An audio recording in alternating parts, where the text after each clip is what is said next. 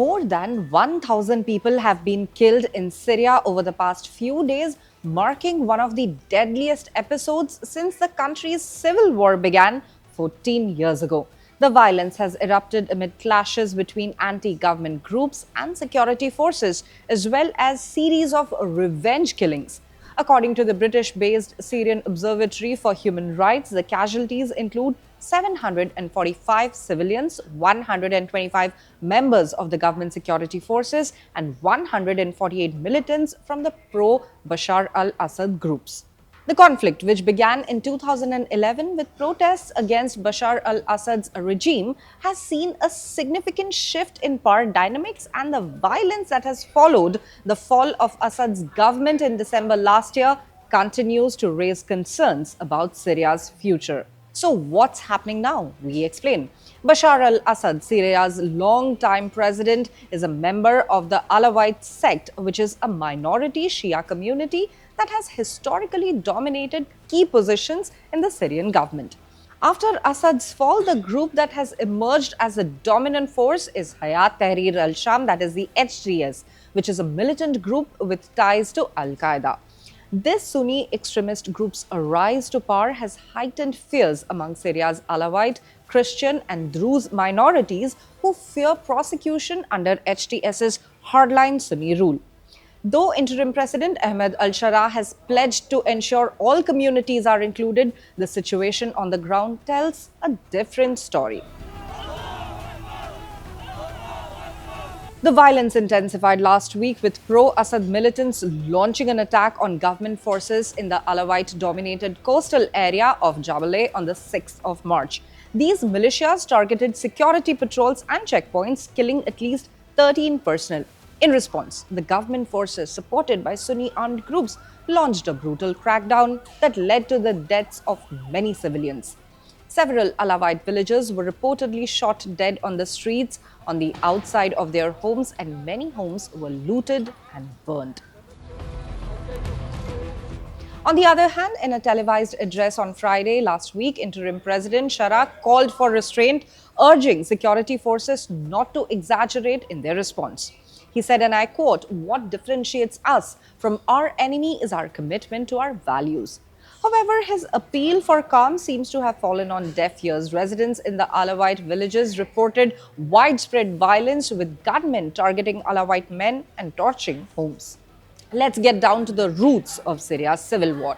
Syria has been in a state of civil war since 2011, but its roots trace back much earlier. Hafiz al-Assad, who's Bashar's father, ruled Syria with an iron fist from 1971 until his death in 2000. Bashar al-Assad took over afterwards, and under his leadership, economic reforms were introduced, but wealth and power remained concentrated in the hands of the Alawite elite. When protests broke out in 2011 as part of broader Arab Spring uprisings, many Syrians, particularly the Sunnis, were frustrated with this unequal distribution of wealth and political power.